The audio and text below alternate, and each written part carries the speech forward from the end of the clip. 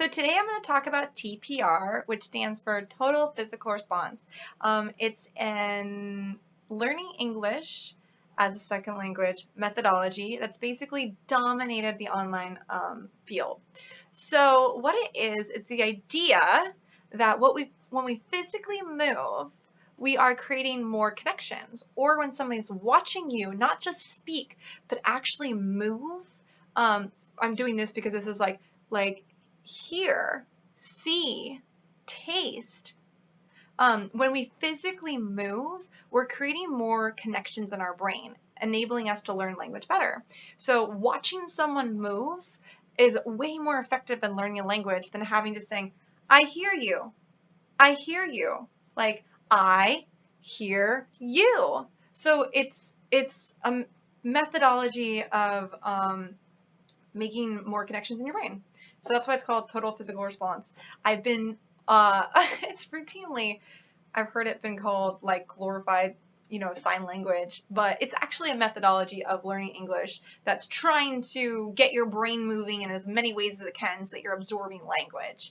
And it's really effective. And I also don't think that you will get hired by a job if you sit there with your arms down low. So I call it TPR. You can call it using hand motions, but you need to use hand motions. And I have like a specific set of hand motions that I think are really helpful. And I'm just going to give you kind of a brief overview. This is basically how I start my classes out. Hello, my name is Emily. What's your name? It's super simple. And the way that why it's TPR is because it's hello with a handshake. That's TPR. And then my name, you're pointing to yourself, my name, so you can see it. My name is, hold it up, Emily. Now, what is a shrug? You're pointing to the person, what's your, and then I go name, so they understand what's your name. My name's Emily, what's your name? So that's like a very, very rudimental introduction to TPR, but you do it a lot, like you tend to cup your ear. I do that if I'm asking a question to somebody, and let's say they stare at you and they don't know when to answer. So, hi, how are you? And then I cup my ear. And that's me, I'm waiting for them to answer. So normally they'll think and they'll go, what? And you'll say, how are you today? Okay, no response again. Then I'll do something like hold up a prop. How are you? Are you sad? Are you happy? Are you mad? How are you? Okay, still no answer. Let's say they're still not talking to you. Then what I'll do is I'll go, I am happy. I am happy. I point to my mouth because it's highlighting that they're supposed to be paying attention to this. I am happy. Then I cut my ear. Normally they'll say, I am happy back. If they don't, I go, I am happy. And hopefully they respond back. Now, if they're still not talking, I'll just go through the whole cycle all over again. Sometimes it's really hard to get people to talk, but when people warm up to it, they do it. And also another secret is that this isn't like it's just my methodology. Most students are going to be very, very aware of what you are doing because this is kind of an industry-wide standard. So any kid is going to know exactly what you're doing. Any adult or anybody who has taught or had taken classes online knows what's going on because this is what you do when you teach online. When you are wanting a response back, you cup your ear. When you want them to repeat, you put your finger on your chin and point to your mouth. So these are just like, it's glorified sign language, but it's also like the unspoken rule of teaching online. And it's really nice when you get a student, especially if they're experienced, they're going to know exactly what you're doing. Obviously, this is catered towards people who don't know how to speak very well, and these are absolute beginners or children.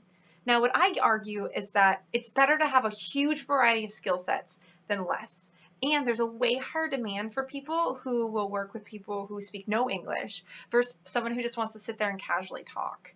So having more skills is definitely better. Sometimes it's fun also when a parent pulls their kid up and you start talking to the kids, and then the parents realize like, wow, she really is an English teacher.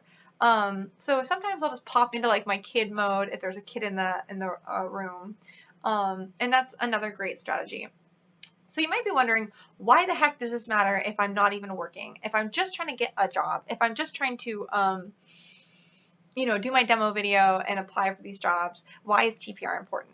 Now, TPR is super, super important, even for the interview process and your demo video, because you need to showcase that you know what you're doing, almost that it's second nature to you in your introduction video and in your demo videos. So how I start all of my demo videos and all of my introductions is always with, hello, my name is Emily. It's nice to meet you. Hi. So you're basically showcasing, pointing to yourself when you refer to I. If there's any numbers, you hold it up. So, hello, my name is Emily. Thank you so much. Thank you so much for giving me the opportunity to interview with you today. So, a little about myself. I have been teaching English online for about a year, and then you can go on. Sometimes I'll like even kind of like code shift in and out so they can kind of see like, this is my teaching mode and this is me kind of more just talking. That's what I definitely did for my Cambly video, and sometimes when I interview I do the same thing, just so they can kind of get like a little sample of my teaching and then see like, I'm actually a real person. Yeah, so you really should try to showcase your TPR as much as you can. I've been teaching for 2 years online and I love it. Just simple things like that, because look at the difference. I've been teaching online for 2 years and I love it. Teaching online is so much fun. That's not going to get you hired. What's going to get you hired is lots of hand motions, lots of dynamic movement, lots of, I live in here. This is California. Yeah. And I also live down here in a country called Jamaica. It's fun. That's what's going to get you hired. The movement, the showcasing your skills, your TPR, and things like that. So you don't need, obviously TPR is like a very wide, huge thing that people specialize in. But what I would say to you is just make sure you use hand motions and research a little bit about TPR, because when you can sprinkle that TPR in, listen, look. For example, like I had an interview where things cut off and I go, oh no, I can't see you. Where did you go? And, they couldn't hear me, but they could see that I was motioning, and it also showcased my TPR. I got hired. So, it's really beneficial. It makes you definitely look like you know what you're doing. It makes you look experienced, and that's what you need to do. Even if you have zero experience of teaching online, if you sprinkle in some of that TPR, you're going to look like you are a master at it, and you've been doing this for years. And that's what people want to see. So that's my little spiel about TPR. It's super important. It's great to use when you're teaching, and it's going to land you a job if you can show that you can do it. Bye.